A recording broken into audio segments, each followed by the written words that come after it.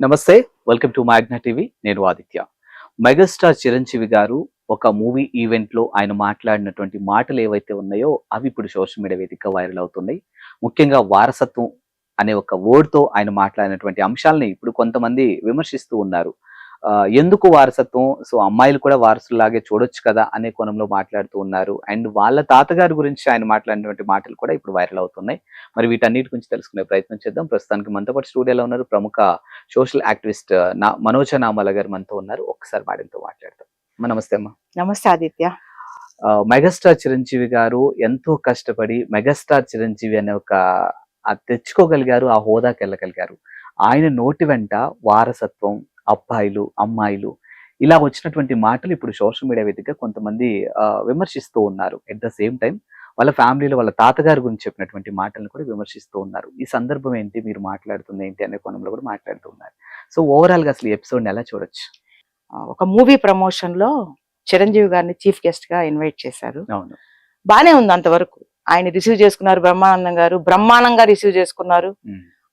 చాలా హైప్ చేశారు. నిజమే, చిరంజీవి గత 40 సంవత్సరాల నుంచి, ఆయన 40-50 సంవత్సరాలు, చాలా సంవత్సరాల నుంచి ఆయన ఎంతో కష్టపడి ఈ స్థాయికి ఎదిగాడు. ఎంతో కష్టపడి అంటే ఒక మెగాస్టార్ అని అనిపించుకోవడం కోసం ఆయన పడ్డ కష్టాలు ఇంత అంతా కాదు. ఆయన్ని రోల్ మోడల్ గా తీసుకుని ఎంతో మంది హీరోలు సినిమా ఫీల్డ్ లో నిలదొక్కోవాలని ట్రై చేస్తున్నారు, కానీ వర్కౌట్ అవట్లేదు. ఎందుకంటే Chiranjeevi one and only megastar, no one is there. ఉండరు కూడా అలా. అంత బాగా చేసేవాళ్ళు, అంత హావభావాలు పలికించగలిగిన వాళ్ళు, అంత లక్కున్న వ్యక్తి, నిజంగా లక్కే ఆయనకి. లక్కున్న వ్యక్తి, అంత హార్డ్ వర్కరు, అంత ఫేమస్ అయినటువంటి వ్యక్తి, ఒక ఐకాన్ ఆ ఫంక్షన్ కి రావడం సంతోషకరమైన విషయమే. మూవీ ప్రమోషన్స్ లో మాట్లాడడం కూడా సంతోషకరమైన విషయమే. వచ్చి ఏం మాట్లాడాలి? ఒక సినిమా ప్రమోషన్ అంటే ఆ సినిమా గురించి, ఆ సినిమా డైరెక్టర్ గురించి, ప్రొడ్యూసర్ గురించి, ఆ యాక్టర్స్ గురించి, ఆ పాత్రల గురించి, ఒకవేళ ఆ పాత్రల గురించి తెలిస్తే ఆ పాత్రల గురించి మాట్లాడాలి తప్ప ఫ్యామిలీ విషయాలు అక్కడ మాట్లాడాల్సిన అవసరం లేదు. మా కుటుంబం ఇప్పుడు వారు మాట్లాడడం అనేది వారి ఏవి వేస్తారు కదా, అప్పుడు వారి బ్యాక్గ్రౌండ్ అంతా చూపించారు. ఆయన సినిమాలు ఎలా ఉంటాయి, ఆయన ఎలా నటించారు, అంతకుముందు సినిమాలు ఏంటి, అవన్నీ ఓకే, బానే ఉంది. అంత మాత్రం చేత మన కుటుంబంలో ఇప్పుడు నేనున్నానండి, నా కుటుంబంలో మా తాతగారు ఒకప్పుడు మంచి హెడ్ మాస్టర్ గా పనిచేసేవారు, ఆయన చాలా డిసిప్లైన్ పర్సన్, ఆయన ద్వారా మేము ఇది పుణికిపుచ్చుకున్నాము, ఆయన బుద్ధులు పుణికిపుచ్చుకున్నాము అని చెప్పడం తప్పేం కాదు. కాకపోతే ఒక నెగటివ్ షేడ్ ఉన్న వ్యక్తి, ఆయనకి నిజంగా అలాంటి క్యారెక్టరో కాదో మనకైతే తెలీదు. ఆయన్ని వెళ్ళిపోయాడు, ఆయన ఉన్నాడో లేదో కూడా తెలీదు. ఒక తాతగారు యొక్క క్యారెక్టర్ ని ఇక్కడ చెప్తూ, ఆయనకి 3 భార్యలు అని చెప్తూ, బై డిఫాల్ట్ నేను లక్కీగా నేను అలాంటి కోవలో నేను లేను, అలా ఎందుకు ఆయన ఆ క్యారెక్టర్ ని ఇక్కడ తీసుకొచ్చి మాట్లాడినందు వల్ల ఏంటి, ఆ స్టేజ్ మీద మీ యొక్క ఇమేజ్ ఏమవుతుంది? ఇంత ఒక ఐకాన్ స్టార్ అనిపించుకున్న మీరు మీ తాతగారి యొక్క బ్యాడ్ క్యారెక్టర్ తీసుకొచ్చి అక్కడ ప్రొజెక్ట్ చేస్తూ నేను అలా లేను అని చెప్పడంలో మీనింగ్ ఏంటి? అసలు ఆ ఫంక్షన్ ఏంటి, జరుగుతున్న ఫంక్షన్ ఏంటి? ఫంక్షన్ జరిగేటప్పుడు సినిమా గురించి మాట్లాడుకోవాలి, రాజకీయాలు ఉండకూడదు, పర్సనల్ మ్యాటర్స్ ఉండకూడదు, ఇలా ఇల్లీగల్ అఫైర్స్ గురించి మాట్లాడకూడదు, కుటుంబపరమైనటువంటి విషయాల గురించి మాట్లాడకూడదు. ఇది కుటుంబంలో జరిగే ఫంక్షన్ కాదు కదా.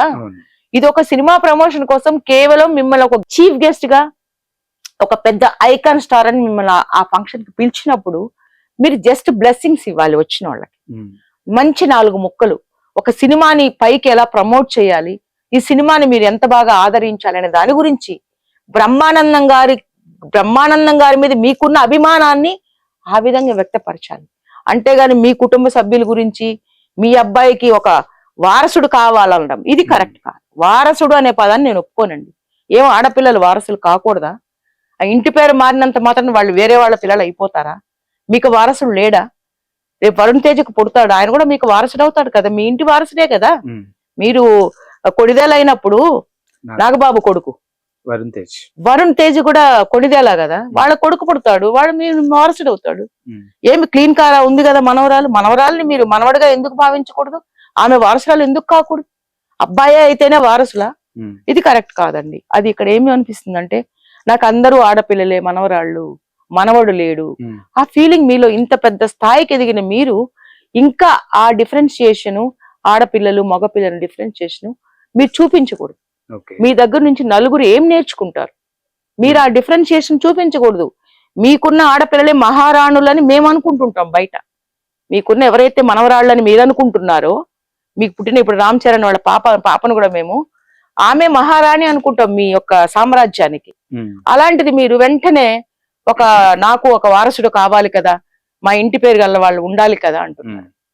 వరుణ్ తేజ్ పుడతారు, ఏమవుతుంది? వారసుడు అవడా? పవన్ కళ్యాణ్ కొడుకు లేడా? మళ్ళీ ఒకవేళ రామ్ చరణ్ గారికి కూడా పుట్టే ఛాన్స్, ఒకవేళ ఆడపిల్లే పుట్టింది అనుకోండి, ఏమో ఆ వారసులు కాకూడదా? ఎక్కడ రాసింది రాజ్యాంగంలో వారసులు కారు అని? మనవాళ్లే లేరనుకోండి, మనమరాళ్లే వారసులు అవుతారు. కాకూడదని ఏం లేదు కదా. మనం ఆలోచించే విధానాన్ని బట్టి, మనం తీసుకునే నిర్ణయాలని బట్టి, మన మనసులో ఏముంటుందో అదే మనం బయటకు మాట్లాడతాం. అది 10 మందిలో మాట్లాడినప్పుడు ఏమవుతుంది? అది ఆదర్శప్రాయంగా ఉండదు. మీ మనసులో ఒకవేళ అది ఉన్నా కూడా మీరు ఆ ఫంక్షన్ లో ప్రొజెక్ట్ చేయకూడదు. టోటల్ గా ఓవరాల్ గా అది మీ ఫ్యామిలీ ఫంక్షన్ కాదు. మీరు ఒక గెస్ట్ గా ఒక ఫంక్షన్ కి వచ్చినప్పుడు మీ ఇంటి విషయాలు, మీ కుటుంబ విషయాలు మీరు అక్కడ మాట్లాడకూడదు అన్న విషయం మీకు తెలియకుండానే మీరు ఇంత స్థాయికి ఎదిగారంటే మేము నమ్మలేకపోతున్నాం. ఇంత పెద్ద స్టార్ అయి ఉండి ఆ 2 ముక్కలు అక్కడ మాట్లాడకూడదు. ఒక డిగ్నిఫైడ్ గా మాట్లాడండి. మీకు మాట్లాడటం రాదని ప్రజలు అనటం లేదు, డిగ్నిఫైడ్ గా 4 ముక్కలు మాట్లాడండి. అబ్బా అప్పుడే 4 ముక్కలు అయిపోయిందే, అప్పుడే మాట్లాడేశారా చిరంజీవి గారు అనిపించే విధంగా మాట్లాడండి. కుటుంబ విషయాలు కాదు. కుటుంబం అనేది ప్రతి ఒక్కరికి ఉంటుంది. మీరు ఒక డిగ్నిటీ మెయింటైన్ చేశారు మీ కుటుంబాన్ని పట్ల. కుటుంబాల పట్ల ఎప్పుడు కుటుంబం గురించి పెద్దగా మీరు కొన్ని విషయాలు బయటికి రివీల్ చేయరు. అలాంటిది మనవడు కావాలి అని ఇప్పటికి 2-3 సార్లు మీరు మాట్లాడటం మేము విన్నాం. మనవడు అవసరం, ఆ డిస్పారిటీ, ఆ డిఫరెన్షియేషన్ చూపించకండి. మీరు పెద్ద స్టార్ కదా అని ప్రజలు యొక్క భావాలు ఇలా ఉన్నాయి.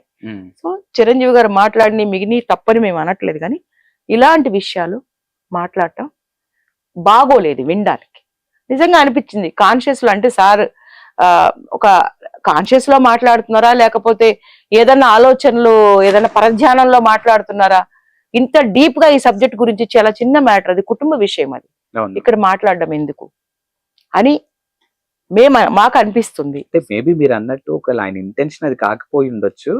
అంటే ఇంట్లో చిన్న ఆడపిల్లలు చాలా మంది ఉన్నారు కదా, సో ఒక అబ్బాయి కూడా ఉంటే బాగుంటదేమో అన్న ఇంటెన్షన్ ఆయన అయ్యి ఉండొచ్చు, కానీ వాంటెడ్లీ అయితే కాదేమో అని చాలా మంది కూడా మాట్లాడుతూ ఉన్నారు. వాంటెడ్ గా కాకపోయినా కూడా ఆ విషయాన్ని ఇంతమందిలో ప్రొజెక్ట్ చేయకూడదు. అది మీ ఫ్యామిలీ విషయం. రేపొద్దున మళ్ళీ ఇంకొక పాప పుట్టింది అనుకోండి, అప్పుడు మీ రియాక్షన్ ఎలా ఉంటదని ప్రజలు అనుకుంటారు.